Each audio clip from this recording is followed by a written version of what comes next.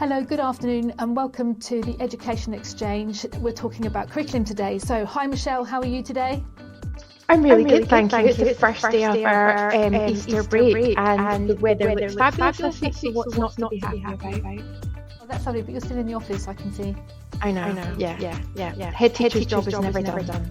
Exactly. Well, we've got another week to go yet, and this is probably going to be the busiest week of the term, so I'm really looking forward to it. But we've got some really lovely guests here today because we're going to be talking about curriculum. It's really, the chat and the noise and the debate about curriculum is everywhere at the moment. And I think what's lovely about our schools is that we do have the freedom and the flexibility to shape and adapt our curriculum for our pupils. And there's some wonderful practice going on in schools all over the country. And it's really lovely to be able to get our heads together, literally, head teachers together, and chat about all the things that we're doing and the reasons why as well. There is a live chat on the YouTube, so if you do have any questions for any of us throughout, then please just send your question in. But we're going to start off with, we're going to talk to Bertie first from Bedales. So Bertie, tell us what's going on at Bedales. I suppose our bottom line is it's got to be better than GCSE. And better is a good question to ask. What does better mean? Better preparation for A-level would be one thing, but better thinking about our stakeholders, our ethos, so more curiosity, more independence, but also thinking about how we assess and allowing different forms of assessment. So, it's coursework, it's vivas, it's controlled assessment, it's examination, it's project-based learning, it's real world learning as well. So, a huge amount of different options for colleagues. And I say to my heads of department actually that, if they haven't produced, if being at Bedales isn't the best thing that they've ever done in terms of their life as a head, could imagine. So it's about a 2 GCSE and MF into the BAC world, and we will only do maths and English language. I don't know if that's enough. Obviously, I could tell you a little bit more about the types of courses that we do. We make up. So I suppose I should just say we make up our own courses. So some of them will be very traditional, English literature, for example, but some of them will be unusual. So digital game design, or outdoor work where students can work with the sheep or blacksmith or create timber framed buildings around the school, and generally children can walk through the school and go, I built that, which is really exciting. Could I just say, what was the reaction of your parents when you started that in 2004? Were you there at the time? No, I wasn't. The parents said, we presented the case. I had a really good discussion with the people who were there at the time, and they presented the case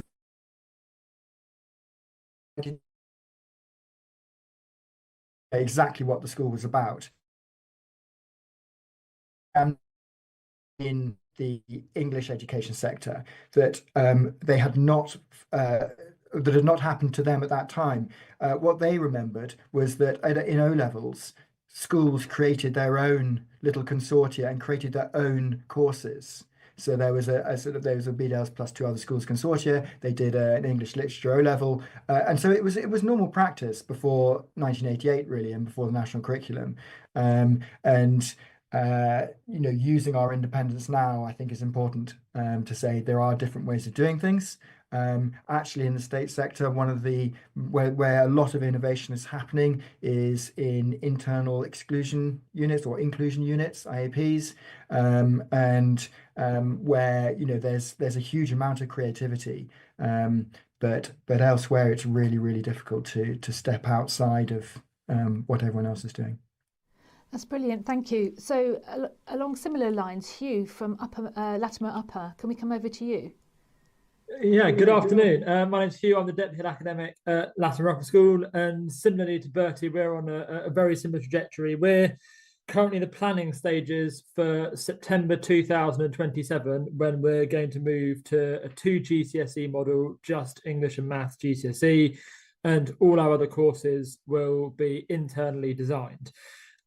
Similarly to Bertie, we find the GCSEs, the conversations we've been having is that they aren't really fit for purpose. They promote rote learning and they don't really prepare our students sufficiently for A-level, in our opinion, and we don't find them challenging enough for our top candidates. And actually, to have the opportunity to go a bit further, to explore more kind of knowledge and understanding in a sense being led by the students, that's what we want to create. We also find that sort of terminal exams, they can be quite anxiety inducing, particularly at the end of year 11, and actually they don't necessarily promote hard work all the way through a course. And to be able to have that sort of continuous assessment all the way through year 10 and year 11 is something that we're really keen to introduce. So what we're looking at doing is a kind of selection of long courses. So a bit like what Bertie is talking about, 2-year school design courses to run through years 10 and 11, and also some short courses which will last about 10 weeks. They'll be like our sixth form electives program. So these could be interdisciplinary. They could be in a particular area, like a deep dive of a particular subject that you may or may not already be doing in years 10 and 11. We're looking at opportunities to collaborate with other kind of educational bodies. We're trialing a course that we've designed in conjunction with the London Interdisciplinary School next year through our World Perspectives channel, which is what we do already with our year 10s and 11s. We have a kind of internally designed World Perspectives course. We're now going into partnership with the London Interdisciplinary School and kind of designing a 2 HPQ style course there, which we, as I say, we're trialing next year. We're looking at how we can build links with universities and employers, and we're quite excited by the opportunity not to be constrained by a syllabus and to allow the curriculum to be led by the interests of our students and our teachers, and to be able to assess more creatively, as Bertie said, using vivas, kind of presentations, posters. We still believe fundamentally in tests and exams as well, but we don't believe in them as the only form of assessment. So our colleagues are very excited about the opportunity to design new forms of assessment and think about ways of measuring the abilities of our children more than just in terminal exams. Brilliant. Michelle, have you got any questions for Hugh? Do you know, one of the things, like, obviously you have to be quite brave and you have to be quite bold when you're doing these curriculum changes. And I just wonder, did you have any pushback from parents or even governors when you try to do these sort of thinking out the box creative ideas? Was there any pushback, and did you have to do much convincing, or was it pushing an open door?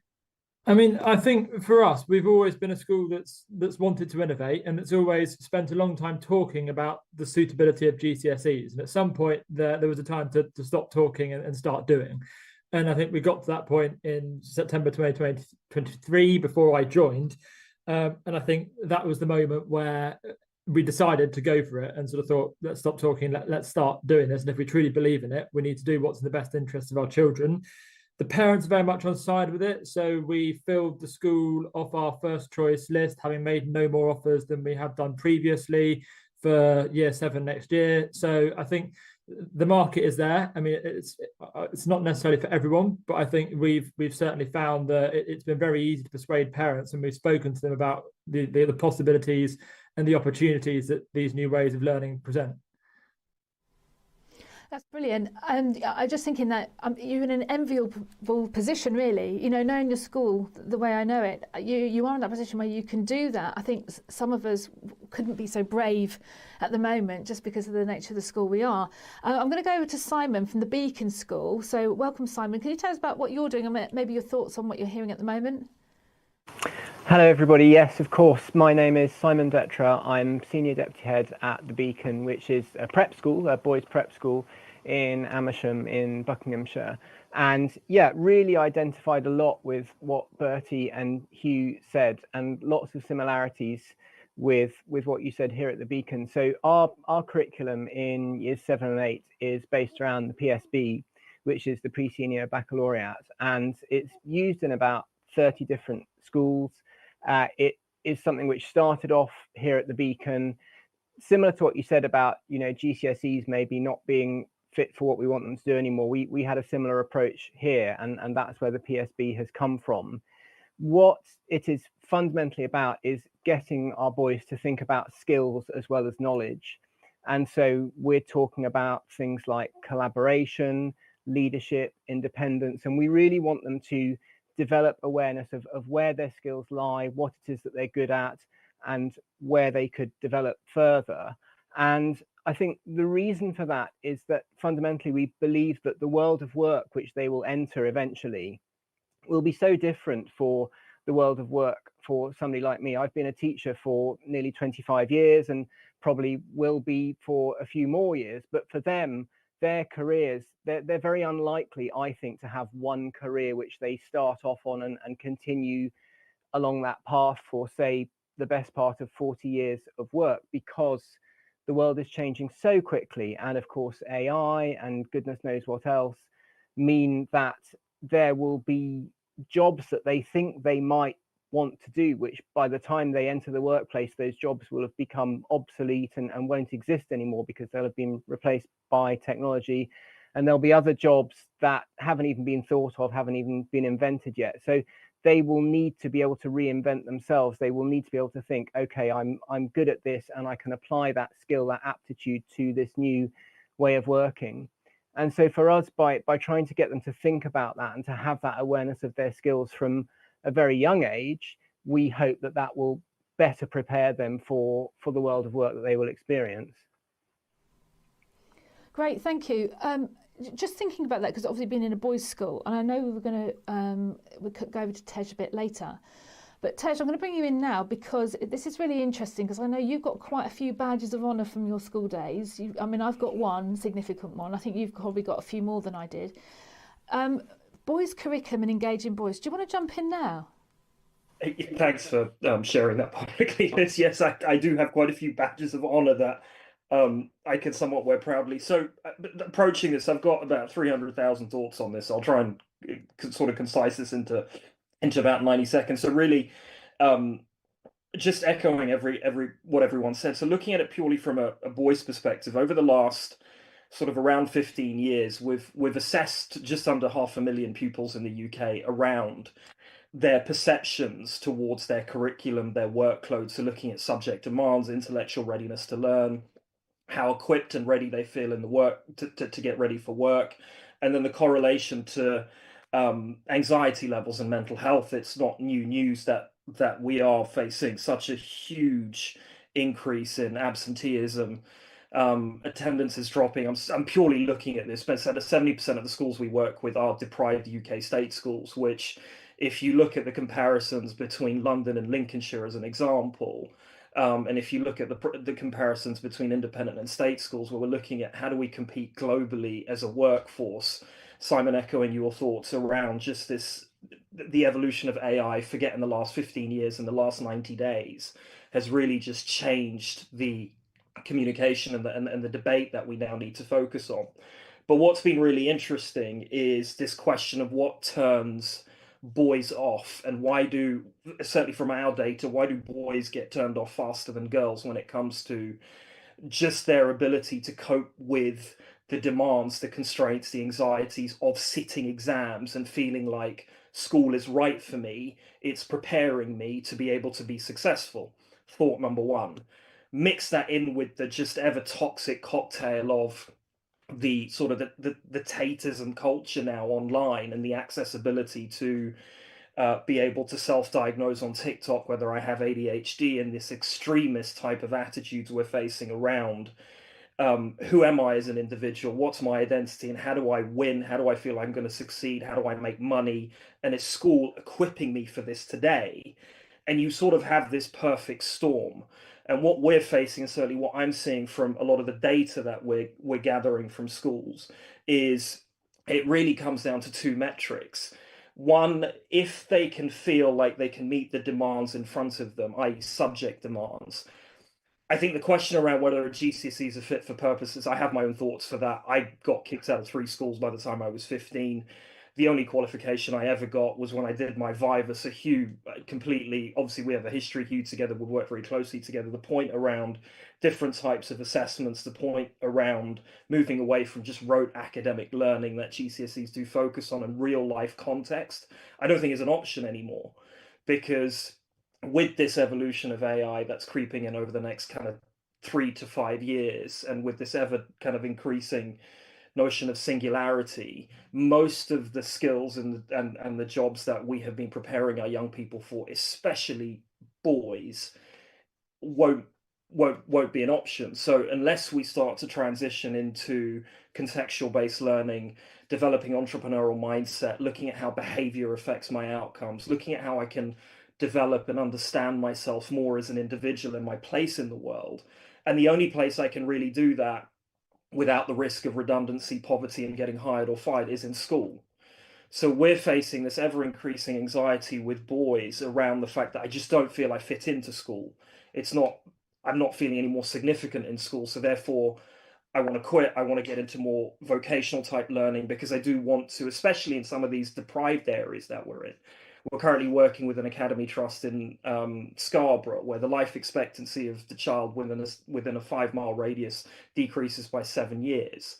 So when you're faced with that kind of poverty and that kind of, I'd say, financial constraint, you don't have a choice, as you would potentially do in a slightly more socioeconomically advantaged area, to be able to learn a set of skills that, one, are going to make me feel I can win in life and society, 2, are going to equip me to be able to compete in a very, very competitive world now, and number 3, which I think is most important, arguably the most important point, is help me develop a sense of identity, that the purpose of learning and the joy of learning is the greatest gift I can give to myself.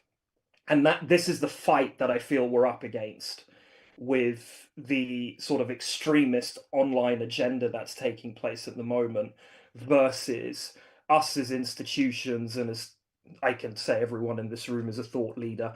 Let's equip ourselves with that. Let's graduate to that on a Monday afternoon with the thought leaders here today, to be able to say this is a race against time. And I feel at the moment nationally we're getting absolutely butchered. We're losing that debate at the moment. So certainly from my perspective, the data's been, I haven't seen a change in our data for the last 10 years. This has been a sort of silent Trojan horse that now, because of the accessibility online, the extremist type of individuals you're seeing online, sort of the TikTok sound bites, which we're now seeing fuel AI on top of that. We don't have a choice but to evolve. The data's been saying it for 10 years. It is the root cause of the mental health problems that we're seeing today. COVID's made it worse. And I think, because, Liz, your point in the beginning, I think because of this recent documentary on Netflix, everyone is now beginning to talk about it.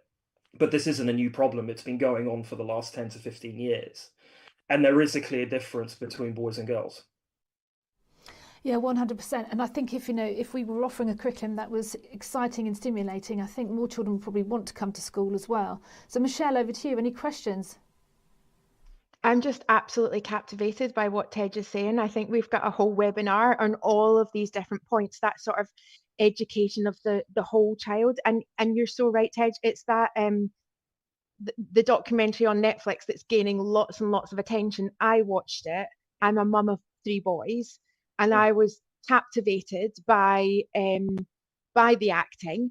But also, I think there's just such a bigger question to ask: why is it that our young men these days are being drawn to those toxic characters? We can't blame them necessarily for that, because there's some sort of an appeal there. And I mean, it's a bigger topic for another time possibly, but it's that balance between curriculum and academic rigor and the pastoral support. And we teach children exceptionally well for life outside the classroom and skills that they might need in certain areas. But I think we're really missing a trick here, because we're not teaching them basically how to be good people, how to be good members of our society. And I think that's such an important topic that's been missed. You're right as well, Tej. This isn't new. We've been doing things on extremism and county lines, and I've been a teacher nearly 25 years. For 10 plus years, we've been aware of this. So why is it that it takes a Netflix program to get everybody talking about this, because we really should have been talking about it consistently for the past 10 years. I think what we're seeing also with that Netflix, and there was one of the I think it was the third one, when the child was in with the clinical psychologist, that was really quite chilling, because you could just see the changes in character there. And you know, and as you say, the horse is kind of bolted in a way. Hayley, we're going to come to you. What are you doing with your school? Tell us what's going on. This plays right into exactly why Atelier 21 is here. I mean, for all these reasons, and I agree, the you know, the recent drama it is, I mean, I just found it breathtaking, you know, in so many ways, and really shocking. And yeah, and of course I'm telling all of our teachers to watch it, because it's such a social commentary on where we are in this day and age right now, and what's hiding underneath, that, you know, even mothers of children in this age group don't even realize. Like myself, I've got 4 children from 20 to 9, and 3 of them are 16 and above, and yeah, pretty terrifying stuff. But Atelier is essentially been set up, when we call ourselves a revolutionary response to school, because the idea being that the traditional system, for all the reasons you've already said, which I'm not going to go over, effectively I just high five everyone who said everything about what's not working well, and we'll leave it there. So our approach really is ultimately designed to make learning a relevant, meaningful and joyful experience. And that's not fluffy. There's a lot more to that. In the pursuit of genuinely presenting an educational model that's fit for children's futures rather than our past. And I think that echoes everything that's been said, is that what we experienced at school, you know, most people I talk to don't talk that favourably about school, and that's not good enough. For the ones that do talk reasonably favourably at school, they also acknowledge that they taught them certain things to pass exams, and those things open doors. And like everybody else has said, that isn't going to cut it. And we're really seeing that, you know, the real fallout, and we see it in our school as well, because you know, many families come to us because they really want the progressive nature and the curriculum that we've designed, that I will talk about more about in a minute. But also a lot of families do come to us because the traditional system hasn't worked for them, and their child isn't necessarily bright enough to get into a selective private school. So they have the means, but they can't go to other private schools, and their child needs something different. And in some ways, you know, they already feel othered, you know, like they're less than. So they end up on our doorstep saying, you know, they're on the verge of sometimes either it really has gone terribly wrong in the state system and also private system, but traditional lens, or they're on a trajectory of it looking like it's going to go wrong. And so for you know, they come to us because their child is needing something different. So there are different reasons that we attract people, but ultimately they all say the same thing, which is that the traditional model is outdated and not working, and actually very damaging. There's a lot, I think, which is quite damaging and ideologically extremely wrong as well. So our curriculum is basically, Atelier is set up, particularly in the primary model. I mean, in the secondary model, we use the International Baccalaureate. We are an MYP school, so we're a middle years programme, 11 to 16, doing the IB. And if you know a bit about that, then you'll know what that looks like. So it's very cross-curricular, it's very conceptual, and it's a fabulous, you know, it really is a fabulous approach and a great curriculum. We have pioneered in primary, I think, because we're completely curating our own approach and iterating that year on year.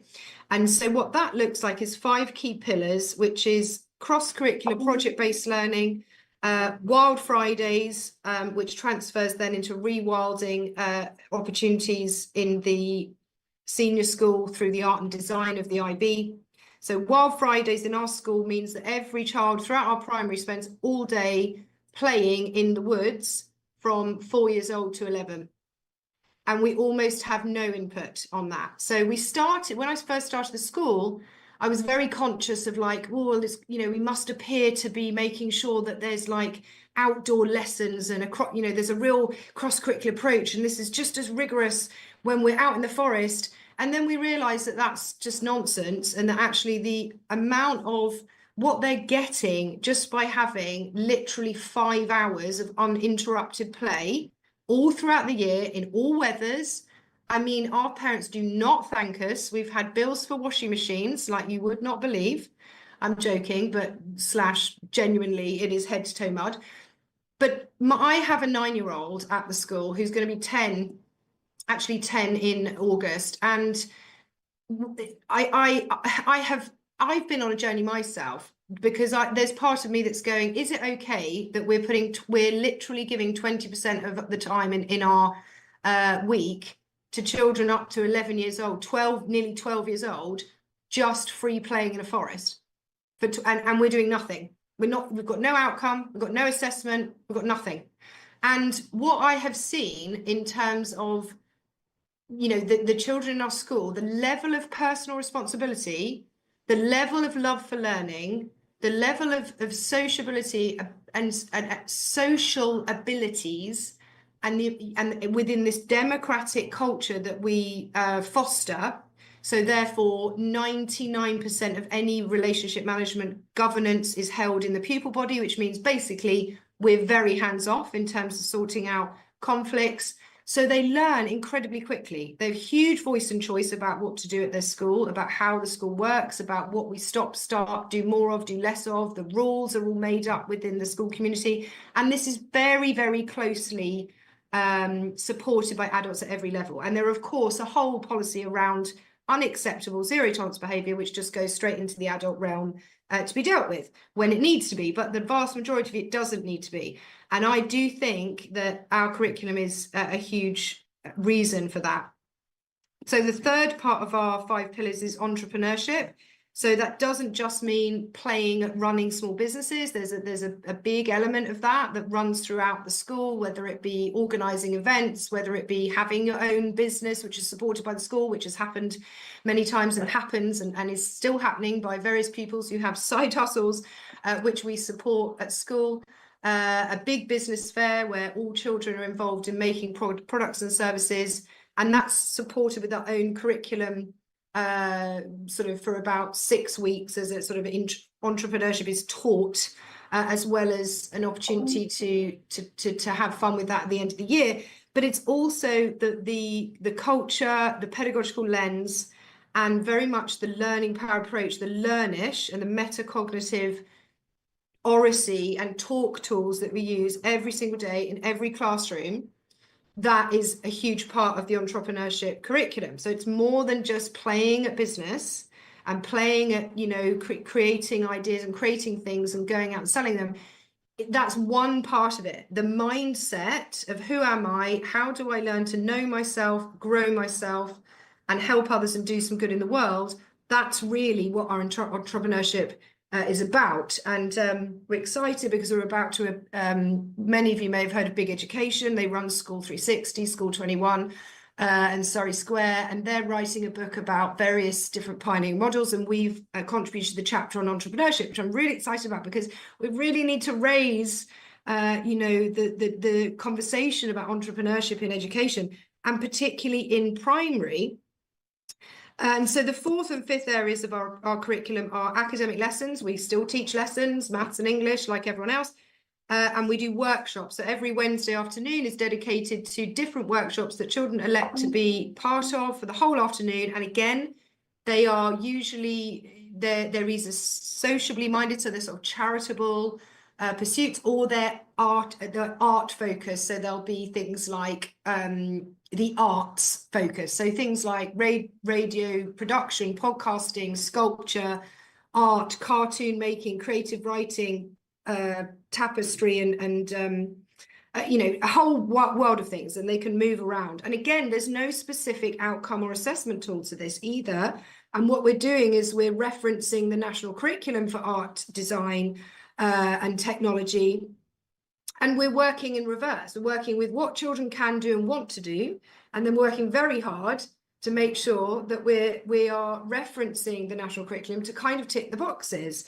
And we're very upfront about that, because if you don't put children in the driving seat of what they're doing and give them plenty of voice and choice, it's not motivating to learn.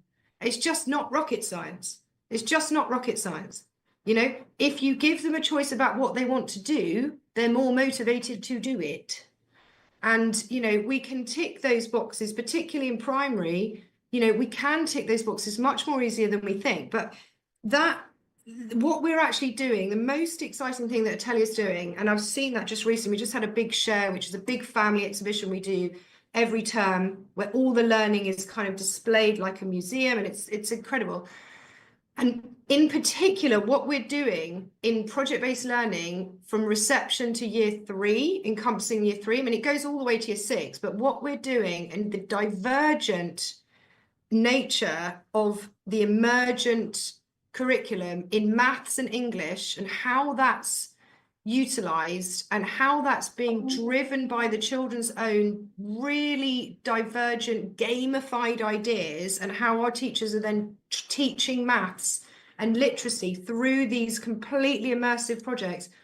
Honestly, it's stuff I've not seen, and I've been following Reggio Emilia and the Reggio Emilia approach, and we've been inspired by that for 15 years at my other my nurseries and my school. This is groundbreaking stuff.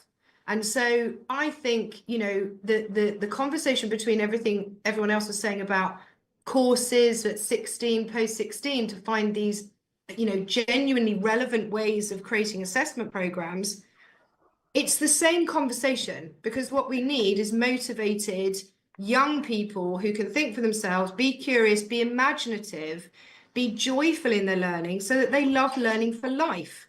And then they will be about how to develop themselves. Christine, I would say I haven't visited all the schools or worked with all the individuals on this panel, but what I would say is I've visited Hayley's school, and it truly is an inspirational place to visit. Hayley and her team really do this sort of out of the box thinking, put the child in the centre, much like the rest of the panelists do as well. And I would encourage anybody to have a little look on the website or go visit, because Hayley's always welcoming people to come and have a look at what's happening. Christine, I have a question for the rest of the panel, if that's okay, and you can pick who to direct it to.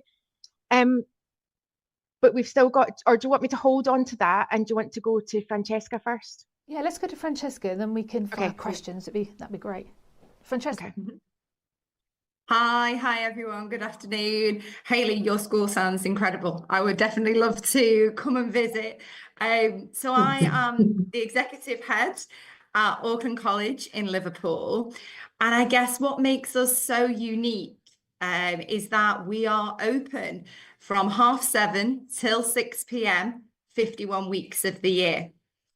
So that's a lot of curriculum, a lot of different curriculum as well. So we proudly serve our local community of working parents. We welcome international pupils from around the world. And I think, you know, like, I won't repeat what everybody has said, but yes, the evolution of curriculum design is crucial, absolutely. But I think equally important is ensuring that our curriculum really reflects the interconnected world that we live in. And I would say global education is really at the heart of what we aim to achieve here at Auckland, exposing our pupils to diverse perspectives, global challenges, and like many of you have already said, you know, equipping them with the skills needed for future careers, and so that they can be good citizens, responsible global citizens as well. I think it's really important that, you know, we appreciate that we've got a rich mix of cultural backgrounds, you know, and our curriculum, both our academic curriculum, our enhanced curriculum, our out of hours care curriculum. We aim in all 3 of those to develop cultural intelligence, empathy, that broader world view, really. You know, and by doing that, we're supporting our children, we're supporting our young people in their ability to navigate complex global issues, contribute positively to society, and essentially be good people. You know, I think we've learned from the past, you know, and you know, it's becoming more widely accepted that the focus purely on academic outcomes no longer serves the evolving needs of our young people. We're not effectively preparing them for the future. It's not just about knowledge acquisition, It's about developing their critical thinking, their creativity, their adaptability, their digital literacy as well. And making sure that we're actually listening to our young people. Are we listening to parents? What do they want? What do they want on the curriculum? And I think for us here at Auckland, we proudly champion both pupil and parent voice. We actively consult with our stakeholders to shape our curriculum offer. And that is a continuous process. That isn't something that just happens at the start of the year. It's regular feedback, asking children, what do you want to learn? What do you feel you need to improve? Asking parents on a weekly basis, what do you want taught in school? What do you feel your children need to learn? Junior Duke of Edinburgh, STEM, engineering, but teaching that from 3 years old, teaching that all the way down the school, and actually exposing pupils to a curriculum that meets their needs, meets their aspirations of not just them, but of their families as well, so that we have an educational experience that doesn't finish at the end of a term. Like I say, we're open 51 weeks of the year. It's continuous provision, it's enhanced provision, and it's provision that is relevant and reflective of the community that we serve. It's effective for today's classrooms, but it's also future-proof. It's engaging, it's accessible. When you run the numbers, we're about 30% cheaper than our competitors. I've got 4 children myself, all 4 of my children go to the school. And if I was to pay for breakfast club, after school club, holiday club, actually by sending my children to Auckland, I'm actually saving money.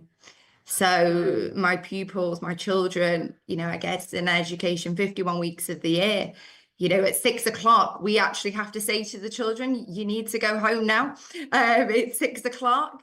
Have a lovely holiday. Oh, but miss, I'll be in next week, so I'll see you on Monday. And I think that is reflected in our attendance as well, which is during the summer holidays, during all of the school holidays, over 90% of our children come into school. And that's a choice. That's because they enjoy school. It's because they're happy. And I think that is the most important measure of any curriculum and of any school. Are the pupils happy? Do they want to be there? We are looking to the future, collaborating with industry so that we can embrace technology. We embrace AI to streamline our operations, to improve our efficiencies, but most importantly, to deliver a first-class value for money education. For me personally, it's about instilling purpose. It's about instilling motivation in our pupils beyond exams, embracing technology, promoting digital well-being, nurturing not just academic success, but that personal growth, that resilience, so that our pupils are prepared for a technology-driven world, prepared to be good global citizens. I could talk all day, but I'll stop there. And if anybody's got any questions, obviously, I'm happy to answer those. I must admit, listening to what I didn't know what we were going to hear today. I've gone to this totally blind. You've all volunteered to come forward. We are hearing the most amazing stuff. And as someone said earlier in the panel that, all thought leaders, that's probably why we're here, because we are disrupting education. And I know, Michelle, you've got a really good idea by throwing questions out. So panel, while Michelle tells us what her question is, can you think of a question you want to throw to a particular member of the panel? But we'll go to Michelle first. What's your question, Michelle, and who would you like it to answer? Who would like to answer it? Oh, I don't mind. I'm happy for somebody who's got a really strong opinion on it. But do you know what I'm picking up from listening to all of this is the huge disconnect between what we're teaching in schools and what children need to know. And it's great to hear all of these individuals on the call talking about how they've tried to bridge that gap. But I really question, the curriculum. Why is it that we have this curriculum that's become such a memory test, and those that have a great memory are going to do quite well? In my school, all my kids have got SEN. They're not great memory, they're not great at memorizing things. So I suppose, right, I will pick somebody just to make this easier. I'll go to Bertie. Why is there such a disconnect between what typically the majority of schools are doing and what they need to know for life? It's a good question. For me, that it's a root in power. That once you need, I understand government need to measure, but in order to measure, you have to streamline and standardize and make sure that everyone is doing the same thing, which is why in 1988 you had a national curriculum, you reduced the number of exam boards, and therefore you could then compare and contrast across the country, and then you could say that you were measuring standards and raising standards. And ultimately what's happened is that then we've deprofessionalized colleagues who no longer are involved in creating their own curricula and thinking about what's right for their local area. And instead you have a sort of a move towards centralization, and that centralization is really slow. And it sees things in ways that are, I suppose it's become a factory process, hasn't it? And that and then the things, of course, that you can measure are the easy things to measure. They're not the difficult, subtle things like creativity. How do you measure creativity? But you can measure the number of 4s, the number of 7s, and the number of 9s really easily. So then the system gets skewed by a need to control and therefore a need to measure. And then you lose contact with the individual students and the individual communities. So for me, that's the disconnect, because we're seeing it as a linear process, as a transactional process, and we're not measuring the important things. I think that's a really interesting thing that I think it's in Denmark, where you have to say you have to measure happiness, but it doesn't matter how you measure it. So you can't have league tables, but you just have to think about how you measure happiness. Is that increasing? What's going on, and the more for me, the sooner we can get away from comparison. We know that as human beings, comparing is awful. We need to get away from high stakes assessment. I mean, at 16, it's ridiculous to have high stakes assessment. Very few other countries do it. And think of a teenage brain. It's completely insane. So I think it's that combination for me that is the problem. And I think it's really exciting when we're hearing people talking about engaging with their children, engaging with their local communities, thinking about what you can do. If you create your own assessments, you can go out to your local community and say, okay, what skills does industry need here from our students? And you can create a curriculum around it. See, as we've got you there, thank you for that response. What's your question and who do you want to divert it to?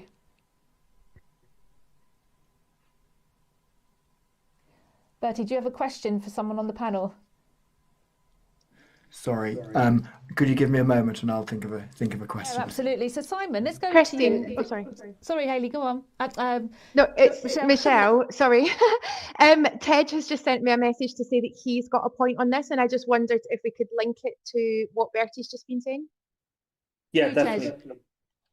Yeah, so especially what Bertie was just saying around this point around assessment, I think going back into why we've got such a standardized and streamlined route, again, looking at purely from a state background, and slowly kind of seeping into an independent schools background, I think we've entirely missed or ignored this whole notion on assessment and how relevant that assessment is as a qualifier metric to life skills and workforce readiness and to be able to grow as an individual.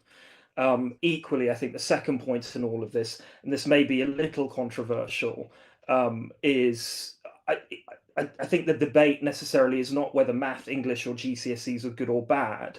I think these are still fundamental skills that our young people need. And you're talking to someone who failed at 15, then sat a Viva and had to do statistical regression analysis and needed a basic set of math skills to be able to do that. I think the notion really has to be sort of twofold. One, we need a more evolved way of measuring pupil readiness. So looking at entrepreneurial mindset, looking at behavior, looking at growth mindset, which is sort of what we've developed as an organization, and using that as a prerequisite. So for example, I took 20,000 students to the regression analysis, and we achieved a 96% accuracy on predicting GCSE results based on non-GCSE metrics: mindset, approach, entrepreneurialism, and attitudes towards working. So I don't think we need to move away from this mass exodus to exams, GCSEs. I think we need to better equip young people on how to deal with the stress that exams bring, because it's the trigger. And unless they deal with that, they're going to have to deal with it later on in life. Number two, following really on Bertie's point, that it's not necessarily the examination process that's flawed. It's right for some pupils and wrong for others. But we've worked with pupils who are attendance is below 20%, have got learning difficulties, single family homes, and extreme poverty, and hate school. And within 6 months, if you teach them how to learn, love school because they feel like they can win again. So if we can begin to start to teach pupils how to learn effectively while supplementing that with, so exactly, Hayley, what you and Francesca have both said around just alternative approaches to education, and move away from this sort of fixed mindset that GCSE equals a good education, because it doesn't. I think we can begin to stand the chance to compete globally. So really two fronts from my perspective, Michelle. I think it's slightly dangerous to move completely away from standardized exams and testing, because we do provide a free education for millions of pupils, which is a huge achievement, but it's not fit for purpose anymore. So in order to get it fit for purpose, do we change the entire system, or do we get the clientele in that system more fit and able and ready to be able to succeed in that system? My thought process has always been the latter, while really significantly upgrading how we assess and the metrics. And I think my final point in all of this, and echoing everything, especially again from what the panelists said, we have ignored pupil voice for far too long, and that's the reason we're in the mess that we're in. Michelle, the conversation we had earlier, we have a decline in male strong leadership, in female strong leadership in the UK. We don't talk about it. We have a chip on our shoulder around entrepreneurialism. We don't like to talk about achievement, about success. We tend to suppress more than we congratulate and accelerate progress. So therefore you have this whole wave of this post-COVID generation that have been literally sitting on their phones for 3 years on TikTok, getting completely brainwashed, going, actually, why would I do double math when I'm made to feel completely like I don't fit in, I don't get the purpose of it, and I've got this guy on TikTok saying, here's how I can win at life. Who am I going to follow? So it's sort of an echo around get our pupils fit and ready to thrive in a system, irrespective of how fit for purpose the system is, because then they can thrive in anything. And number two, we cannot ignore pupil voice anymore, parent voice anymore, at all. I'll stop because I'll keep talking. I know you're very passionate about it, and we can pick this up. We've got a conference coming up, which I'll talk about later. But Hayley, you've got your hand up. Okay. Right, I'm going to try and be really quick because I've got 2 key points to make. Okay. First of all, adding on from what was said, what's been said, the conversation was so stimulating. I've lost the point where it was relevant, but it is relevant. Is that so I need to look up the detail of this, but I've been told that the PISA, the PISA tables, the global kind of educational pitting countries against each other results tables, they are, they're measuring academic excellence and academic ability and attainment. And they have recently developed a league tables for countries measuring creativity. And the UK government was given the option to take part in this PISA league table, and we opted out. And I need to understand a bit more about it. But for me, that's so important. That's basically our government saying, we know we're going to do terrible at this, so we're not even going to be on the playing field. And that is, and it's kind of not known or talked about, which is shocking. The second thing, but I do admit this is very anecdotal, and I don't have the good detail. I need to look it up. The other thing I wanted to say was what Tej was just saying about pupil voice. I genuinely, my genuine rationale for why we're seeing such horrendous levels of absenteeism, particularly in secondary. And I feel there's a huge area in girls 11 to 16. I'm sure it happens with boys as well, but I'm personally seeing 11 to 16 is crazy. It's really seems to be very prolific. And it's almost like, because if you think generationally, they're not under threat of violence anymore. So back when we used to be able to apply sort of violence and verbal violence to pupils in a way that we don't do anymore, young people were too scared to say no, or too scared not to go in, and just at home that wouldn't have been supported. Now your parents are championing their children, and teachers want to, but schools as a whole and government are not. And so actually the young people are going, what will really happen to me if I just say no? And ultimately they vote with their feet, and they just go, actually, I'm just going to say no. I think we're seeing a lot of that now. That is definitely, we're seeing those threads come through, probably not in our schools, but in other schools. But I'm going to Simon. Simon, have you got a question for any member of the panel? Well, I guess my question is, where do we go from here? Because it's been a really enlightened discussion, and I think the people on this panel are all very much in agreement that change is needed. But the reality is that we are about to enter the annual cycle again of thousands and thousands of 16-year-olds and older going off to do their Easter revision for their GCSE and other exams. Then they will return to school in a few weeks. They'll go into those exam halls. They'll write, regurgitate as much as they possibly can, mostly by hand. And then a few weeks after that, they'll drop most of those subjects and never study them again. And it's more than 30 years since I took my GCSEs. But in that time, the system hasn't really changed. It's still very recognizable. It's still very much the same. And so I suppose my question is, what can we who understand that change is needed, who realize that this is not the way to do it anymore, what can we do about that? How can we raise awareness of that? How can we make things better? Right. Okay. So Bertie, any questions? Anything on what Simon's just said to us?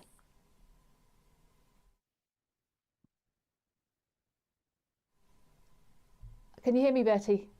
I think if I had the answer to that, then in a way that would almost be sort of irrelevant to be here, because we'd be out doing it. Where do we go from here? I mean, my feeling is actually that if we could release some of our state sector colleagues from some of the limitations that they get given. Why 8 subjects? Why not 5? And then also really think about some of those, and allowing and somehow reducing the fear in the system. I think we're really driven by fear, and the students are feeling that as well. And the high stakes performative for children, high stakes performative for heads. I mean, any head taking a risk in the state sector, you're just you risk losing your job really quickly. And I think some of the for my sins, I did in my masters, I did a discourse analysis on all the education white papers since 1944. And what was really interesting was that teachers are set up as heroes, but also told that we are failed heroes. And told that the thing that we do is so important that we will save the planet, save the country, make it wealthy, and yet continually told that we're bad at it. And I think somehow the discourse around teaching, albeit we believe it's fundamentally really important, we have to extract the fear from the system, and allow colleagues and allow the students to enjoy learning and to enjoy teaching. And I don't know how we do that, but it seems fun. That at its core is it's fear that's driving everything. Put it in a nutshell there. I really do think that we've got such a task. All schools across this country are different. We've got different pupil populations, needs, wants. right across all sectors as well, you know, and I wouldn't want to be in any government position where I had to try and put that right. I don't think anybody here would, because I don't think there is a one-size-fits-all answer here at all. But as you've just said, we've got to make school exciting, engaging, preparing young people for the future so that they want to be in school, so that those pupils are in school, and that we prepare a workforce for the future. Now, we're running out of time now, so the last thing I'm going to talk about is, and I really do hope that our panellists can make it here to LVS Ascot. On April the 30th, we're holding a curriculum conference where we're going to pick up these themes. I mean, while everyone's been talking today, I've been making notes because we've got a number of strands we could look at here. So we could look at all the different models. We look at the pressures that different schools are under. Some of the schools here are selective. I know our parents will be looking at the league tables and the exam results, and we've got to bring children through the door, but we've still got to prepare them for the future with all these amazing ideas here. So if you're on our panel, we'd love to see you again on the 30th of April, and I'll email you after this session as well. But anybody who's picking this up on YouTube, there is a QR code to sign up. It's also, oh, there you go, it's just appeared. Wonderful, fantastic. That's the QR code to sign up. There's more on LinkedIn, there's more on social media. We would love to see as many people who are in charge of schools and curriculum to be with us on the 30th of April so that we can share ideas and see how we can support each other with bringing a curriculum for the future. So we're just coming to the end. Michelle, have you got anything you'd like to add? Gosh, I feel a little bit overwhelmed, if I'm honest. There's so much to think about. And I just think it's wonderful that we've got this opportunity. There's so much good things. There's so many good things going on across not just the independent sector, but the state sector as well. And I think it's really important that our government and our ministers that are able to make decisions when it comes to curriculum reform and changes, they listen to the people that are actually working with the young people and the parents. And we've got a real opportunity to make a curriculum that's fit for purpose. And that has massive benefits, not just for the age that they are just now, but benefits for society, making sure that these jobs for the future are filled. And yeah, it's been really uplifting listening to the individuals on this call today. As it's the first time that many of us have spoken. I think I've had a conversation with Tej before, but the rest of you, I've never met you before, and it's been an absolute pleasure. So thank you very much for taking part today, and I really do hope to hear from you again very, very soon. Goodbye.